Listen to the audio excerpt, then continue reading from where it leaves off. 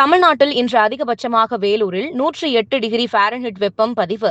கரூர், ஈரோடு, திருச்சி, திருத்தணி, மதுரை, சென்னை, நாமக்கல், நாகை, தருமபுரி, சேலம், தஞ்சாவூர், கோவை, நெல்லை பகுதிகளில் 100 degree Fahrenheit மேல் வெயில். பெங்களூருவில் ஐரோப்பிய நாடுகளுக்கு சுற்றுலா செல்ல வேண்டும் என்ற ஆசையால் ஃபேஸ்புக்கில் உள்ள ஒரு பயண பக்கத்தை நம்பி ரூபாய் 11.59 லட்சத்தை பறிகொடுத்த பெண். தங்கும் விலை காலையில் சவரனுக்கு ரூபாய் 400 குறைந்த நிலையில் தற்போது மேலும் ரூபாய் 1040 குறைந்துள்ளது.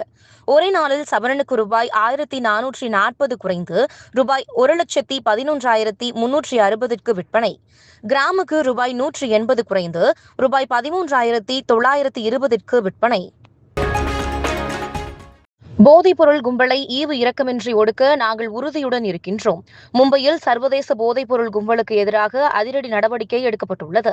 ரூபாய் 1,745 கோடி மதிப்புள்ள 349 கிலோ உயர்தர போதைப் பொருள் பறிமுதல் செய்யப்பட்டுள்ளது. மத்திய உள்துறை அமைச்சர் அமித்ஷா தெரிவித்துள்ளார்.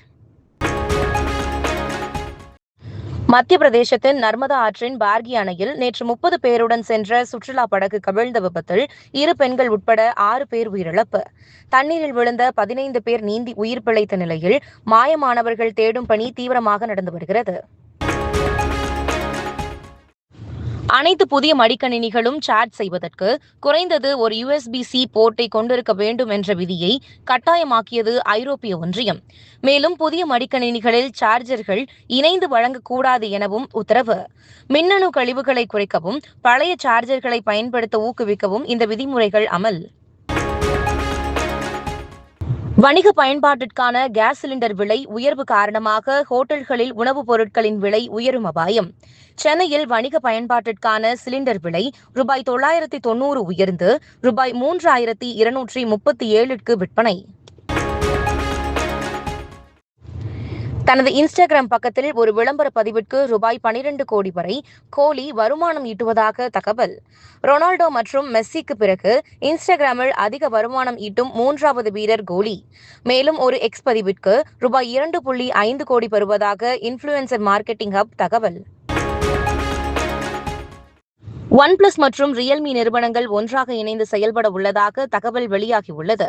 உற்பத்தி செலவுகளை குறைப்பது, ஆன்லைன் விற்பனையில் கூடுதல் கவனத்தை செலுத்துவது உள்ளிட்டவை முதன்மை நோக்கமாக இருக்கும் என தெரிவிப்பு.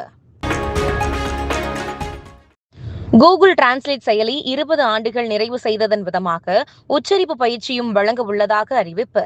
உலகம் முழுவதும் மொழிபெயர்க்க பயன்படுத்தப்படும் இந்த செயலி மாதந்தோறும் 100 கோடி பயனாளர்கள் 1 லட்சம் கோடி வார்த்தைகளை மொழிபெயர்த்து வருவதாக கூகுள் நிறுவனம் தெரிவிப்பு. மேலும் இதுபோன்ற செய்திகளுக்கு KMDK லைவ் சேனலை லைக் பண்ணுங்க, ஷேர் பண்ணுங்க, சப்ஸ்கிரைப் பண்ணுங்க.